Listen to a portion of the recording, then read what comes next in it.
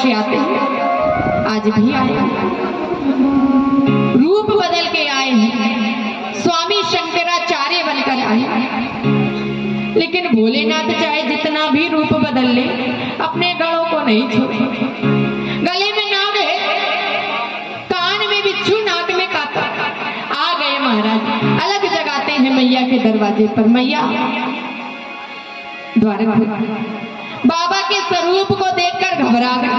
अब कोई गले में जो बड़ा सा नाग लटका के आए, कानों में बिच्छू लटका के आए, नाक में कातर लटका के आए, तो कोई डरेगा कि नहीं?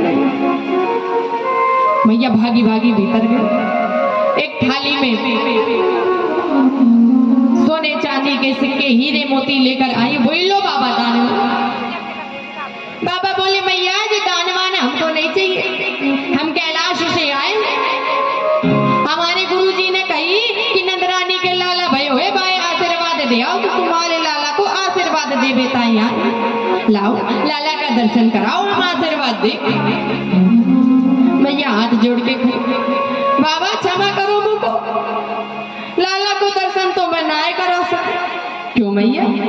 अरे बाबा तुम्हारे गले में जब भारी भरकम कालो कालो नाग है, मेरो लाला तो चित्र में भी सांपन को देखे तो डर जाए, और तुम्हारे जैसा जुगर के सांप से मेरो लाला डर जाएगा। बाबा अब आ रही तो सोयो, डर के परेशान करेगो, तुम तो जाओ दाने लेके जाओ। बाबा बोले ना मैया तू तो लाला का दर्शन कर, हमें तो लाला का दर्शन करना है। मैया बोली बाबा तुम्हारे जैसा सांप से मेरो लाला डर पे, मैं तो ना ही कर सकता। बाबा कहते मैया क्या बात करे तू, तेरा लाला जा एक फन के सांप से डरे हो। अरे मैया तेरा लाला तो 101 फन के नाग पर नाच करने वाला है, जा एक फन के नाग से काय को डरते हो? मैया बोली बाबा बातें ना बनाओ, दर्शन तो मैं ना करा सकता। तो मैया दर्शन ना कराई ना बा, तो मैया मैं जाऊं? अरे बाबा जाने को कौन कहता है, आओ बैठो, भोजन प्रसादी पाओ, दान दक्षिणा लो, फिर जाना। बाबा बोले मैया दर्शन तो करा नहीं रही, दान और भोजन का क्या करें? मैया देख हम जोगी हैं, और तुमने अभी जोगी की हट नहीं देखी, तुम्हारे द्वार पर धुनी रमा के बैठ जाएंगे 24 घंटे की। मैया बोली बाबा तुम 24 घंटे तक बैठ जाओ, मैं 48 घंटे तक लाला को बाहर ना ही निकालू। बाबा बोले मैया 1 महीने की धुनी रमा के बैठ जाऊं। मैया बोली बाबा मैं 2 महीने तक लाला को बाहर ना ही निकालू। बाबा बोले मैया 12 बरस की धुनी रमा लूं। मैया बोली बाबा तुम धुनी रमा के तो बैठ जाओगे, लेकिन ये बताओ किस द्वार पर बैठोगे? मेरे महल में 85 चौक है, तुम इस द्वार पर बैठो, मैं उस द्वार से लाला को निकालू। अब तो बोले बाबा हारे में, तो मैया दर्शन नहीं कराएगी ना? बाबा दर्शन तो ना करा सकता, तो मैया हम जाएं?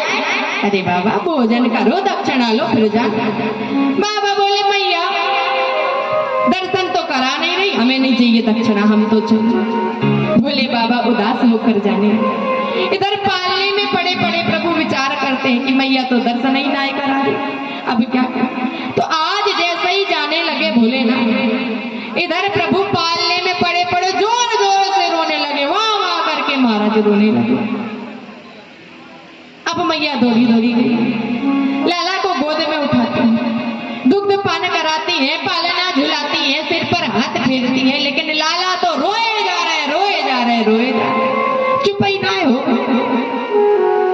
इतनी जोर जोर के रो रहे कि अगल बगल की सारी गोपियां आ गई। अरे नंदरानी काय भयो, लाला काय रोबे?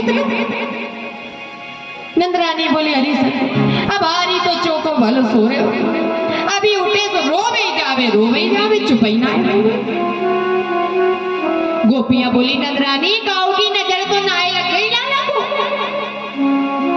नंदरानी बोली सखी अब मेरी नजर लगी हो तो नाए जानू, बाकी सवेरे से तो कोई नहीं आया। हाय बाबा आया था लाला का दर्शन करवे के, मैंने दर्शन नाए कर। गोपियां बोली अरे नंदरानी बाबा की नजर लग गई तेरे लाला, अब बाबा ही जाको झाड़ा देवो, जाके नजर उतारे। अच्छा जाओ जाओ बुला के लाओ, उधर गया है बाबा। अब सारी गोपियां दौड़ी, भोलेनाथ कदम के वृक्ष के नीचे समाधि लगाई बैठी। गोपियां दौड़ी दौड़ी गई, बाबा से कहती बाबा चल रे योगी नंद भवन, तो को यशोदा मात बुलाई, बाके लाल को नजर लगी है राई लोने कर। बाबा चलो, नंदरानी के लाला को नजर लग गई, खूब रोवे चुपाई नाए होवे, चलो चलो बाको झाड़ा दे दो। बाबा बोले हम किसी के घर नहीं जाते। गोपियां बोली क्यों बाबा? अरे काय को जाए, तुम्हारी मैया दर्शन तो कराती नहीं है, हम तो नहीं जाते। अरे बाबा चलो ना, लाला खूब रोवे चुपाई नाए होवे, बाबा चलो। बाबा बोले पहले जाओ, तुम्हारी मैया से पूछ के आओ दर्शन कराएगी कि नहीं, गोदी में देगी तभी जाएंगे, नहीं तो हम ना जाएंगे। गोपियां दौड़ी दौड़ी गई, नंदरानी बाबा तो ऐसे ऐसे बोले।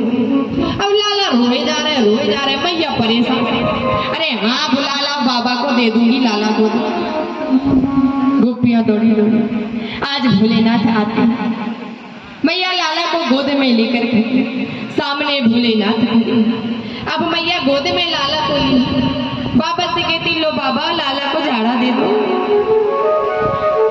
बाबा बोले मैया पहले लाला को गोदी में तो दो। अब मैया का मन तो नहीं, डरते डरते लाला को दिया। अब जैसे ही आगे किया तो नाग देवता आगे आ गए चरण स्पर्श, और जैसे ही नाग देवता आए मैया पीछे हो गई।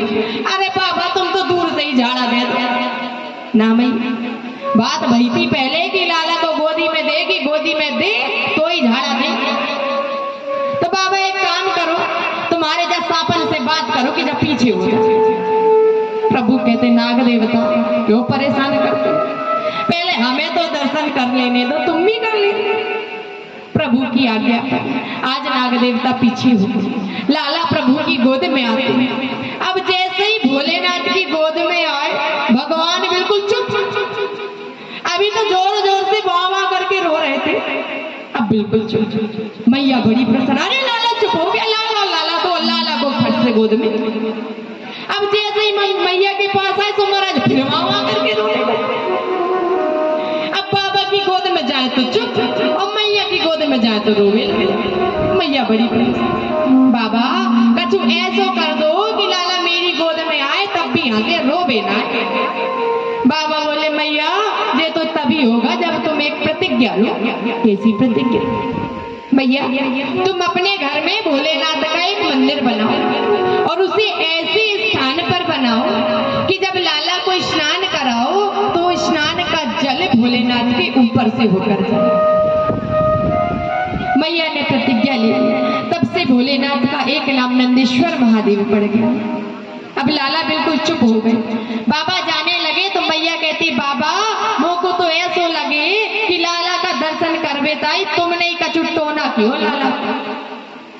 प्रभु कहते मैया तुम्हारे लाला पे भरा कौन टोना कर सकता है, तुम्हारे लाला को कौन नजर लगा सकता है। इसके तो कजरारे नैना सारे संसार को मोहित करेंगे। सारी गोपियां कहती है बाबा एक काम करो, रह रहे योगी नंद भवन में ब्रज में वासो कीजिए, और जब जब मेरो लाला रोवे तब तब दर्शन कीजिए। तुम यही रहो, जब भी लाला रोए तो तुम आ जाना झाड़ा देना।